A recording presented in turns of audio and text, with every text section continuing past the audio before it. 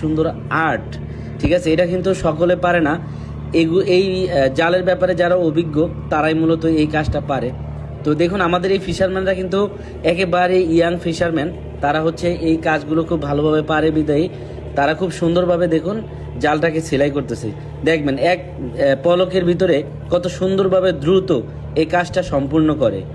তো আমাদের পরবর্তী মাছগুলো হচ্ছে এখন জালটা ফেলার পরে আবার পরবর্তী যে মাছগুলো এখনও জালের ভিতরে আছে সেই মাছগুলোকে মেশিনের সাহায্যে আবার এই জালের শেষ প্রান্তে নিয়ে আসা হবে।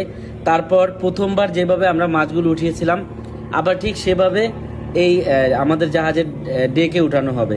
তো সে পর্যন্ত সবাইকে ভিডিওটি ধৈর্য সহকারে দেখার আমন্ত্রণ রইল। কে কোথা থেকে আমার এই ভিডিও দেখছেন অবশ্যই কমেন্ট করে জানিয়ে দিবেন। তো ভিউয়ার্স দেখুন এখন শীতের মৌসুম, আর এই সময়টায় সমুদ্রে অতিথি পাখির মেলা বসে, বিশেষ করে গাংচিল বেশি পরিমাণে দেখা যায় সমুদ্রে। আমাদের যখন জাল উঠাই আমরা জাহাজে তখন কিন্তু ছোট ছোট বা বড় বিভিন্ন ধরনের পাখি এসে আমাদের জাহাজের পেছনে বা আশেপাশে ঘোরাঘুরি করে। জাল থেকে ছোট ছোট অনেক মাছ ছুটে যায়, সেগুলো খাওয়ার জন্য তারা মূলত এইভাবে ঘোরাঘুরি করে। তো ভিউয়ার্স দেখুন আমরা কিন্তু আস্তে আস্তে আমাদের পরবর্তী মাছগুলো উঠাচ্ছি। তো সবাই ধৈর্য সহকারে দেখুন।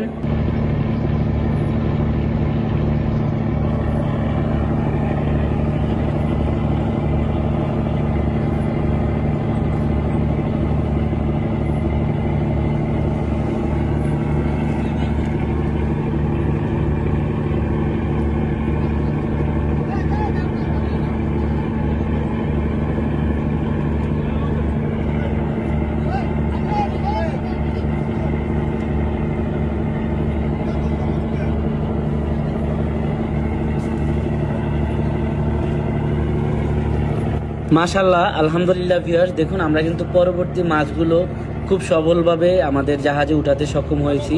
তো এতগুলো মাছের ভিতরে খুব বড় সাইজের একটা কই মাছ এসেছে মাশাল্লাহ, এটা প্রায় 3 কেজির কাছাকাছি হবে এরকম সাইজের একটি কই কোরাল।